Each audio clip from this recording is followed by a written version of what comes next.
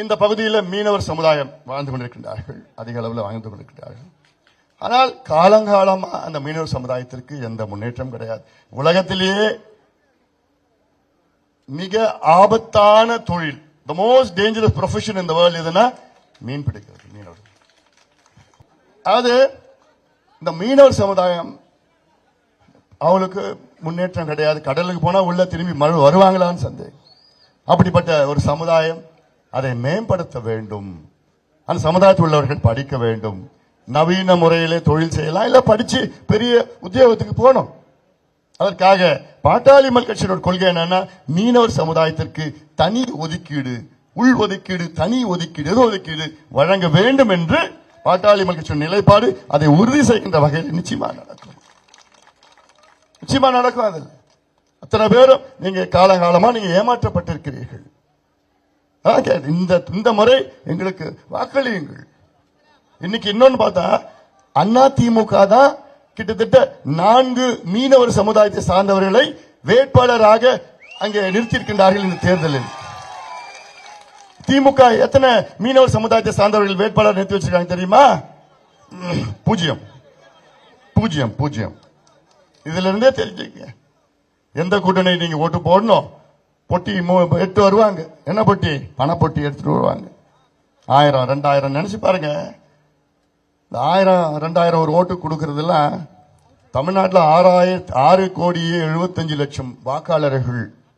திமுக ஒவ்வொரு வாக்காளருக்கும் 2000 ரூபாய். அப்பனா 13,000 கோடி திமுக ஓட்டு வாங்கறதுக்கு மட்டும் செலவு பண்ணிருக்கானா? எவ்வளவு கொள்ளடிச்சு வச்சிருக்கிறான்னு பாரு, இவ்வளவு கொள்ளடிச்சு வச்சிருக்காங்க பாரு.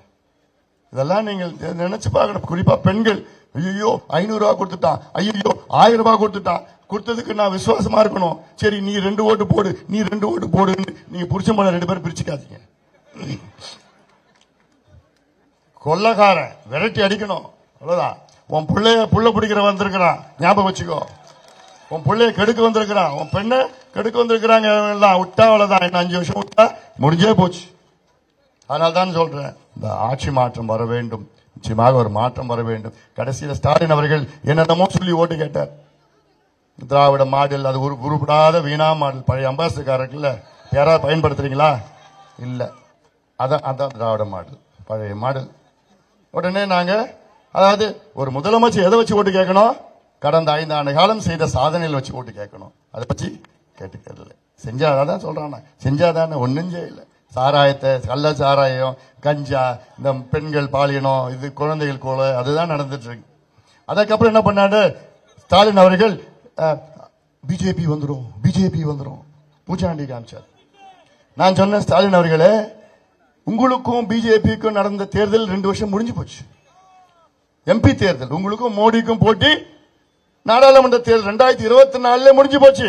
இப்ப வாங்க, இப்ப வந்து சட்டமன்ற தேர்தல் நடக்குது. முதலமைச்சர் அவர் சொன்ன அப்புறம் தான் அவருக்கே தெரிஞ்சது, ஓஹோ எம்பி தேர்தல் முடிஞ்சு 2 வருஷம் ஆயிடுச்சோ, இப்ப நடக்குது எம்எல்ஏ தேர்தலோ. இந்த தேர்தல் உங்களுக்கும் எடப்பாடி பழனிசாமி நடக்கின்ற தேர்தல் இது. இப்ப அதை பத்தியும் பேசுறத விட்ட இப்ப என்ன பேசுறாரு? எடப்பாடி பழனிசாமி அவர்களையும் என்ன பத்தியும் கேவலமா பேசுறாரு, கொச்சையா பேசுறாரு. அன்புமணினா அசிங்கம், இப்படிலாம் பேசிட்டு இருக்க. எடப்பாடி பழனிசாமி பத்தி என்னென்னமோ பேசிட்டு, அது அவங்களுடைய டிஎன்ஏல இருக்கு, ரத்தத்தில் இருக்குது. திமுகனா கேவலமா, மோசமா, போர்மையில தரங்கட்டு பேசுறது தான் அது அவங்க ரத்தத்தில் இருக்கு. அது ரத்தம் மாத்த முடியுமா? டிஎன்ஏ மாத்த முடியுமா? எங்களுக்கும் பேச தெரியும், ஆனா நாங்கெல்லாம் பேச மாட்டோம். ஸ்டாலின் அவர்களை பத்தி பேச தெரியும், அவர் பிள்ளைய பத்தியும் பேச தெரியும், அவர் பிள்ளைய வளர்த்த விதத்தை பத்தி என்னால பேச தெரியும். அதெல்லாம் நான் பேச மாட்டேன், ஏன்னா உங்களுக்கு எல்லாம் தெரியும், அது உங்களுக்கு எல்லாருக்கும் தெரியும். இப்ப என்ன பேசுற தெரியுமா ஸ்டாலின் அவர்கள்? இதெல்லாம் தான் பேசி இப்ப நிறுத்திட்டார். நாங்கள் ஆட்சிக்கு வந்தால் உங்களுக்கு 8000 ரூபாய் கூப்பன் தருகின்றோம். இதை விட ஒரு மானங்கட்ட செயல் ஏதாவது இருக்குமா?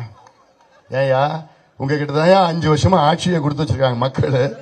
நீ விவசாயிக்கு என்ன பண்ணன்னு சொல்லு, நெசவாளருக்கு என்ன பண்ணன்னு சொல்லு, எத்தனை பிள்ளைங்களுக்கு வேலை கொடுத்த, எத்தனை தொழிற்சாலைகளை கொண்டு வந்த, பொருளாதார முன்னேற்றத்தை பத்தி சொல்லு, சுற்றுச்சூழலை பத்தி சொல்லு, நீர் திட்டங்களை பத்தி சொல்லு, கல்வியை பத்தி சொல்லு, பொருளாதாரத்தை பத்தி, விவசாயத்தை பத்தி, சுகாதாரத்தை பத்தி, எத்தனை ஹாஸ்பிட்டல் கட்டின, எத்தனை மருத்துவக் கல்லூரி கொண்டு வந்து அதை பத்தி சொல்லுவேன்னு சொன்னா, நாங்க ஆட்சிக்கு வந்தா 8000 ரூபாய் கூப்பன் கொடுக்கிறோம்.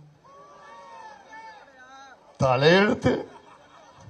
அதுவும் அந்த கூப்பன் என்ன தெரியுமாமா? அது போலி கூப்பன், வெறும் பேப்பர். அந்த கூப்பன் உங்களுக்கு கிடைக்கணும்னா நீங்க திமுக கட்சிக்காரன்னு 3000 ரூபாய் லஞ்சம் கொடுக்கணும். சும்மா கொடுக்க மாட்டான் உங்களுக்கு. அப்படி கொடுத்தாலும் அது யார்கிட்ட கொடுப்பான்? திமுக குடும்பத்தில் தான் கொடுப்பான். உங்களுக்கு கிடைக்கவே கிடைக்காது, ஏமாந்துற போறீங்க. அந்த கூப்பன் வேணும்னு திருச்சியில ஒரு 5 நாளுக்கு முன்னாடி ஒரு பெண்ணு, கல்லூரி படிக்கின்ற பெண் அந்த கூப்பன் கேட்டுச்சு. Coupon duplicate coupon, duplicate coupon சும்மா பிரிண்ட் பண்ணி கொடுக்குறாங்கல்ல, அது மாதிரி டூப்ளிகேட் கூப்பன். அது குப்பையில கூட போடுறதுக்கு வேஸ்ட். அது ஒண்ணும் அந்த தெரியல அந்த பெண்ணுக்கு. எல்லாரும் கொடுத்துட்டு இருந்தாங்க, எனக்கும் வேணும் எனக்கு வேணும்னு சொன்ன அந்த பெண்ணுக்கு அந்த திமுக கட்சிக்காரர் கொடுக்கல. அந்த பெண் கேட்டுச்சு, ஏன் எனக்கு கொடுக்கலன்னா, நீ பட்டியலினத்தை சார்ந்தவர், உனக்கு நான் கொடுக்க மாட்டேன். நான் இப்ப டீசெண்டா பேசுறேன், அவன் பேசுறது வேற மாதிரி பேசினான். அந்த பெண் அவமானம் தாங்கிக் கொள்ள முடியாமல் தற்கொலை பண்ணி, அப்புறம் அடுத்த நாள் 6 பேர் திமுக கட்சிகளை கைது பண்ணிருக்கிறாங்க.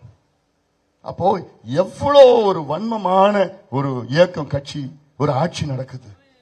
இதெல்லாம் நீங்கள் சிந்தியுங்கள். சிந்தித்து நிச்சயமா நல்ல முடிவு எடுத்துட்டீங்க, அது வேற எடுத்துட்டீங்க. வடிவேல் ராவணன் அவர்கள் வெற்றி பெறார்.